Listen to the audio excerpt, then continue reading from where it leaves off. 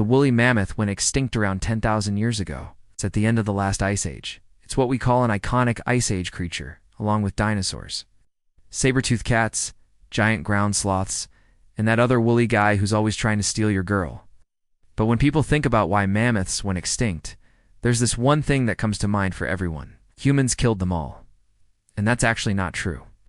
Or if it is, it's only part of a larger story. In fact, there is so much more to the story of the mammoth's extinction that it might surprise you to learn how little of it we actually know.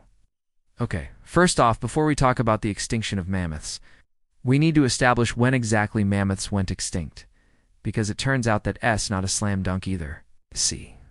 The fossil record shows us that mammoths and mastodons appeared in North America around 2 million years ago, which makes them the oldest known land mammals from the Americas. But their history isn't a straight line. It went through multiple migrations and periods where they went extinct in North America, only to reappear again later on.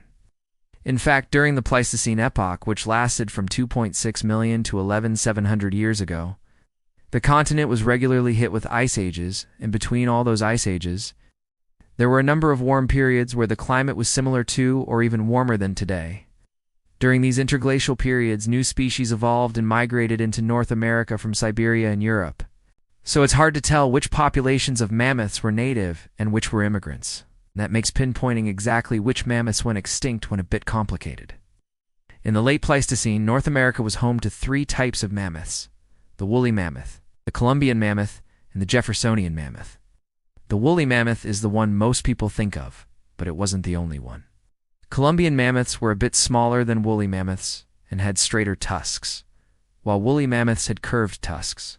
The Jeffersonian mammoth was the largest of the bunch, standing up to 13 feet tall at the shoulder and weighing up to 12 tons. But despite the differences, it's generally agreed that all 3 were closely related enough that they could interbreed. And because all 3 lived during the late Pleistocene, we can use the geological layers where their fossils are found to help figure out when each species went extinct. For example, the Labrie tar pits in Los Angeles contain fossils from thousands of animals, including mammoths. Using radiocarbon dating on organic material found in good condition, scientists determined that the youngest mammoth bones found came from around 14,000 years ago, which means that by that time, mammoths were already gone from that region. Meanwhile, in Siberia, bones found in the Siberian mammoth site of Ubik were dated to be younger than 11,700 years ago. So it looks like mammoths could have hung on there for a few thousand years after disappearing from California. So that's what we mean when we say that mammoths went extinct around 10,000 years ago. We know that they were around before then, and they were definitely gone after. But exactly when they made that transition is still debated. That said, it does look like they disappeared for most of their range sometime around 14,000 years ago, which leaves us with the question, why? At first blush, you might think that humans killed them. After all, humans did kill off a lot of big animals, whether it was for food, for hides, or just for fun. And there's a lot of evidence that humans hunted woolly mammoths. Cave paintings depict mammoths being attacked by humans, and spears with harpoons have been found near mammoth bones in what appears to be kill sites. But there's no evidence that hunting caused their extinction. The Clovis culture, the first widely accepted technologically advanced culture of humans in North America, arrived around 13,000 years ago. And yet we find clear evidence of woolly mammoths and Jeffersonian mammoths from right before this time period.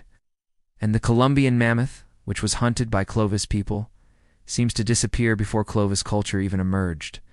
So if humans were the reason for their extinction, it must have happened earlier. But this is where things get tricky, because if you go back further, before the Clovis culture, there doesn't seem to be any evidence of humans interacting with mammoths at all. Take the site of Manus Mastodon Spring in Florida, where archaeologists discovered the remains of a 13-year-old Columbian mammoth, who died around 14,000 years ago.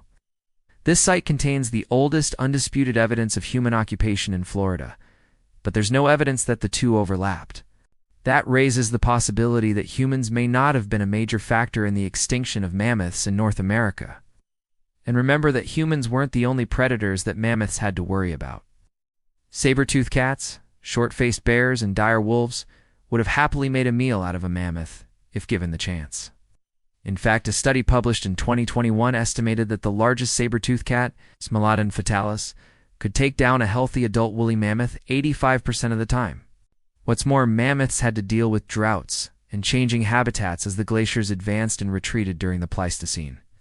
And although they were well adapted to cold climates, they couldn't handle extremely hot temperatures. See, unlike modern elephants, mammoths didn't live in groups, making them more vulnerable to predation and less likely to survive when resources were scarce. So clearly mammoths were under pressure long before humans showed up, which brings us back to the beginning of the story. Remember that mammoths went through multiple mass extinctions before humans ever arrived. So what caused those events? Well, scientists aren't sure.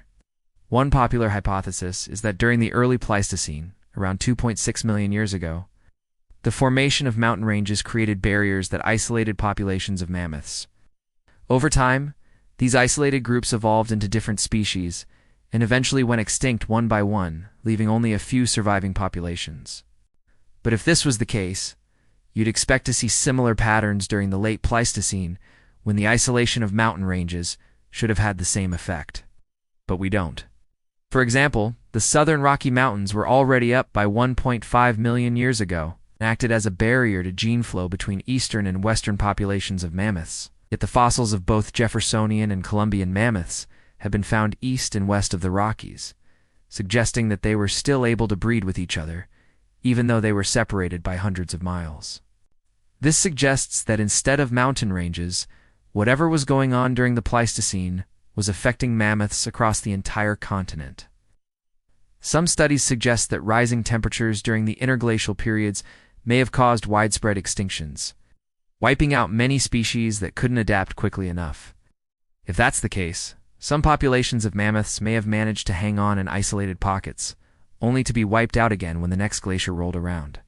But again, we don't know for sure.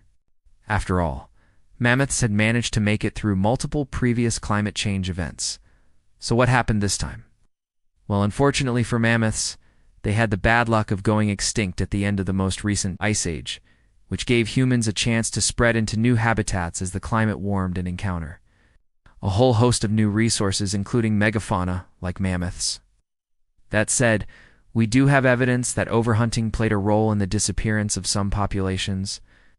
For example, a study from 2022 analyzed the DNA of woolly mammoths living in Siberia around 10,000 years ago. They found signs of a genetic bottleneck, meaning that for a brief period of time, only a small number of individuals were alive, likely due to overhunting. But here's the thing. Even though that population may have been reduced to only a few hundred individuals, it still took several more centuries for them to go extinct. So what happened in those final centuries? Did the remaining mammoths succumb to disease? Did they starve when their food sources disappeared? Or did humans finish them off? It's really hard to say because we have uncovered any conclusive evidence that points us in one direction. Even the DNA study I mentioned earlier couldn't tell us for sure, because while they found evidence that humans hunted mammoths, they couldn't rule out other causes. And the truth is that with every passing decade, our ability to learn more about the final days of mammoths becomes more difficult. You see, as more time passes, more archaeological and paleontological sites are destroyed. Sites like Manus, Mastodon Spring, where archaeologists unearth a wealth of information about Columbian mammoths, are at risk of being lost forever unless protective measures are taken. That's so important to protect these places and continue to explore them so that future generations can learn from them. And learning about our past helps us understand what we stand to lose if we do unprotect the natural world around us today. So maybe someday in the future, we'll have a better idea of what caused the extinction of mammoths. But until then, we won't know for sure why they disappeared or how they spent their final days. All we can do is look at the evidence and wonder. If you love learning about prehistoric creatures, then check out this playlist. And thank you for watching.